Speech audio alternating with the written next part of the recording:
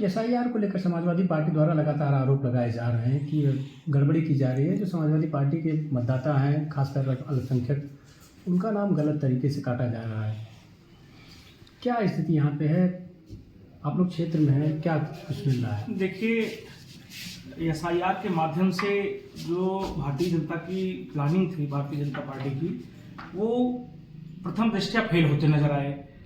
पहले तो उन्हें ये लगा कि इस एसआईआर में लोग बढ़ चढ़ के हिस्सा नहीं लेंगे, लेकिन जब उन्हें लगा कि तो पूरी हिस्सेदारी हुई है और भारतीय जनमानस जो है, उत्तर प्रदेश की जनता खासकर इस सरकार से इतना तंग हो गई, इन्होंने इनके इस हथकंडे को सोचा कि जरा से उन्हें लगा कि ये बिहार में इस तरह से किए हैं तो एसआईआर में बढ़ चढ़ के हिस्सा लिया। अब उनकी प्लानिंग फेल हुई तो एक फॉर्म 7 के जरिए वो ये समझ लीजिए कि भारतीय लोकतंत्र की हत्या हो रही है। भारत के संविधान में जो बाबा साहब अम्बेडकर ने जो हमें अधिकार दिया था, वोट का अधिकार, ये सीधे सीधे उस पर अटैक कर रहे हैं। ये एकदम जान लीजिए कि भारतीय लोकतंत्र की आत्मा पर प्रहार कर रहे हैं, हत्या कर रहे हैं, संवैधानिक हत्या कर रहे हैं कि बिना जाने पहचाने। जैसे फॉर्म 6 में इन्होंने कहा कि भाई जो भी नाम बढ़वाना चाह रहे हैं उनके रिश्तेदार कोई आ जाएं और वो उनका डॉक्यूमेंट जमा करें, हो जाए। अरे भाई, जब बढ़वाने के लिए आप रिश्तेदारों को बुला रहे हैं तो काटने के लिए आप रिश्तेदार को क्यों नहीं बुला रहे हैं? दूसरी बात कि आपका फॉर्म प्लानिंग से जो फॉर्म मेरे फोन में आया है, जगह जगह हमारे विधानसभा में कई ग्राम में 50-50, 80-80 फॉर्म प्रिंटेड आ रहे हैं, प्रिंटेड। अरे भाई, बीएलओ अगर किसी का नाम कट रहा है या हम किसी की शिकायत कर रहे हैं तो हम अपना मानेंगे इस परिवेश में। सागर विधानसभा में कितने घरों में प्रिंटर होगा जो टाइप करके देगा? लेकिन जितने फॉर्म आ रहे हैं काटने के लिए, सब उसी डेस्कटॉप पे ही फॉर्म पे नाम, आईडी, ईपिक आईडी सब भर दिया जा रहा है और इकट्ठा डिस्पैच किया जा रहा है। पहले दृष्टया तो यही लग रहा है कि ये एकदम प्लानिंग से हो रहा है, क्योंकि हमने जब अपना फॉर्म भरा, हम अपनी पेन से भर रहे हैं, काटने के लिए, जोड़ने के लिए पेन से भरा जा रहा है। इकट्ठा कोई शिकायत कर रहा है, आदमी इतना एडवांस है कि सबके घर में प्रिंटर लगा हुआ है, छप के फॉर्म आ रहा है। दूसरी बात कि जब अधिकारी भी, यहाँ जौनपुर के अधिकारियों ने कहा कि समाजवादी पार्टी भ्रामक तरीके से केवल फैला रही है। मेरा ये मानना है कि अगर फॉर्म वहां गया, अपराध हो गया, जिसका नाम है उस नाम के पीछे कार्रवाई क्यों नहीं हो रही है? बीएलओ ने नाम बता दिया कि हमको इन्होंने दिया, इन्होंने दिया, इन्होंने दिया। तो मैं ये कहना चाहता हूं केवल निर्वाचन आयोग से, ये जो जिले के निर्वाचन अधिकारी हैं, प्रथम दृष्टया तो डीएम साहब ही हैं, उन्हें इस बात का संज्ञान लेना चाहिए कि अपराध की शुरुआत कहां से हो रही है। आप जो फार्म गलत भर रहा है, जो 60-60 फार्म, 80-80 फार्म, 50-50 फार्म किसी को दे रहा है बीएलओ को, आप उसके ऊपर कार्रवाई क्यों नहीं कर रहे हैं कि कहां से आपको इतना फार्म मिला? गलत तो हो रहा है यही ना। और सब अधिकारी, अभी मेरे बगल के गांव हुसैनाबाद में यहाँ तहसीलदार साहब भी उपस्थित हुए और उन्होंने बताया कि हाँ ये आया हुआ है। अरे भाई, आया हुआ है तो आप उसकी जांच क्यों नहीं कर रहे हैं? जिस आदमी ने दिया, एक ही व्यक्ति अगर 100 फार्म, 50 फार्म दे रहा है तो कौन सा ठेकेदार है वो, कौन सा बीएलओ है वो? ये इसके पीछे ये लगता है ये साजिशन किया जा रहा है जिसमें सरकार भी इन्वॉल्व है और ये जनता जान चुकी है कि एसआईआर के माध्यम से ये बड़ा हेरफेर करने वाले हैं। ये अपने आप से प्रथम दृष्टया तो हार मान चुकी है भारतीय जनता पार्टी। अगर इस ढर्रे पे आ रही है वोट काटने में तो अपने आप को ये हार मान चुकी है। अगर भाई आना है तो आप कायदे से करा के आइए चुनाव ना। कितनी बार आप एक हथकंडे से चलते रहेंगे? लोकतंत्र की हत्या करने का प्रयास किया जा रहा है और आने वाले समय में अगर ऐसे रहा तो देश में पूरा उन्माद का माहौल कर दे रहे हैं ये लोग, और यही चाह रहे हैं। अतः सरकार यही चाह रही है कि किसी कारणवश चुनाव ही ना हो। क्या लगता है कहां से फॉर्म आ रहे हैं?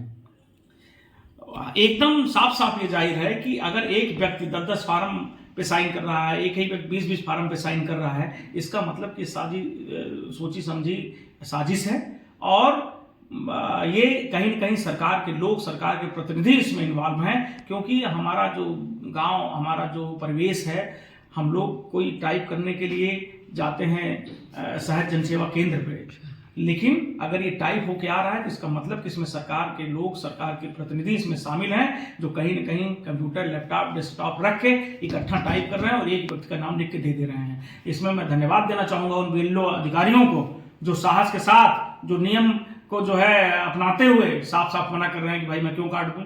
और मैं उनको लिए कहूंगा कि जो बीएलओ उसमें शामिल होगा उसकी भी जांच होगी, आने वाले समय में उसकी भी जांच होगी।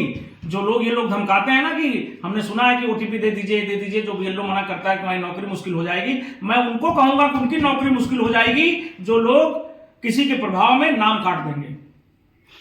लगातार आप लोग आवाज़ उठा रहे हैं, लेकिन सरकार इस पे ध्यान संज्ञान नहीं ले रही इस पूरे मामले को। जिस तरह से अखिलेश यादव जी लगातार सोशल मीडिया पे ट्विटर के माध्यम से ट्वीट करें, जो तमाम सारी वीडियो प्रदेशों में आ रहे हैं, तो कैसे देखिए, इस समय लोकतंत्र का बड़ा बुरा हाल है। अभी पश्चिम बंगाल के मुख्यमंत्री ममता बनर्जी ने, जो भारत के मुख्य निर्वाचन आयुक्त हैं, अगर उनके ऑफिस में जाकर उनको बोल दे रही हैं कि हमारा मुख्य निर्वाचन आयुक्त झूठा है, मक्कार है, इससे बड़ी विडंबना देश के लिए नहीं हो सकती है। और अब उसी ढर्रे पे आप इसी प्रश्न को फिर पूछ रहे हैं, तो मैं साफ साफ मैं तो अपने प्रश्न में कह ही रहा हूं उत्तर में कि इसमें इन्वॉल्व हैं लोग। इसलिए अखिलेश भैया कह रहे हैं, हमारे राष्ट्रीय अध्यक्ष जी बार बार सोशल मीडिया पे सबको एक्टिव कर रहे हैं, लेकिन कोई जवाब नहीं दे रहा। कैसे जवाब देंगे जब उन्हीं के लोग शामिल हैं? तो उन्हीं के लोग शामिल हैं, उन्हीं के लोगों द्वारा ये किया जा रहा है। और इतने में अपराध की संख्या में ये जान लीजिए, अगर एक ही व्यक्ति, मेरे पास फार्म है, बड़ा गांव हमारे बगल में है, वहाँ 125 से 129 बूथ जो है, 121 से 129 तक बूथ, बड़ा गांव है, तो उसमें बहुत बूथ हैं। उसमें जो है 115 लोगों के फार्म पे केवल एक व्यक्ति की साइन है। सबसे पहले तो उस आदमी को उठा लेना चाहिए कि आपने पूरे गांव का ठेका ले रखा है, क्यों नहीं कार्रवाई हो रही है? अगर वो कार्रवाई नहीं हो रही है तो इसके पीछे सरकार है, वो शामिल हैं वो लोग, इसलिए उनका मन बढ़ा हुआ है। लेकिन लोग जागरूक हैं, उनकी मंशा कामयाब नहीं होगी। तो आप लोग का अगला कदम क्या होगा इसको लेकर? हम आप लोगों के माध्यम से यही कहना चाहेंगे कि ये वोट देना आपका संवैधानिक अधिकार है। भारतीय लोकतंत्र में, संविधान में सबसे बड़ा जो हमें अधिकार दिया गया, हमें हमारे वोट का अधिकार दिया गया है। मैं यही कहूंगा आम जनमानस से कि सबसे पहले अपने वोटों की रक्षा करिए, और दूसरा कोई नहीं आएगा। खुद आपको अपना ये वोट रूपी जो शस्त्र है उसको बचाने के लिए आपको खुद आना पड़ेगा, आपको बीएलओ तक जाना पड़ेगा, आपको ऊपर तक लड़ाई करनी पड़ेगी, तब जाके इस भ्रष्टाचारी सरकार से आप मुक्ति पाएंगे। मैं तो यही कहूंगा कि हमारी जो जनता है, जो उत्तर प्रदेश की जनता है, वो अपने वोट की रक्षा खुद करे, खुद बीएलओ तक जाए, खुद तहसील स्तर तक जाए, अपना नाम बचाए। दूसरा मैं ये कहूंगा कि सरकार इसमें अब तक नहीं कर रही है, आगे भी नहीं करेगी। हमें सरकार से 1% उम्मीद नहीं करनी है, लेकिन हमें लड़ना है उस हद तक कि हमारे नाम नहीं कटने पाए। क्योंकि अगर एक बार नाम कट गया, आप जुड़वाते रहेंगे, ये कम समय देंगे और चुनाव उसी में आ जाएगा। और मैं तो ये भी कहूंगा कि अगर एक भी व्यक्ति वोट देने से वंचित रह गया तो ये सबसे बड़ा फेल्योर सरकार का होता है, निर्वाचन आयुक्त का होता है, और भारतीय लोकतंत्र की हत्या मानी जाएगी अगर एक भी व्यक्ति अपने वोट देने से अधिकार से वंचित रह गया। इस जमाने में, इस सोशल मीडिया के दौर में, जिसमें सब चीज वेरिफिकेशन मोबाइल पे हो जा रहा है, अगर कोई व्यक्ति अपना वोट नहीं दे पाएगा नाम काटने के चक्कर में, इसमें सरकार पूरी तरह से दोषी मानी जाएगी।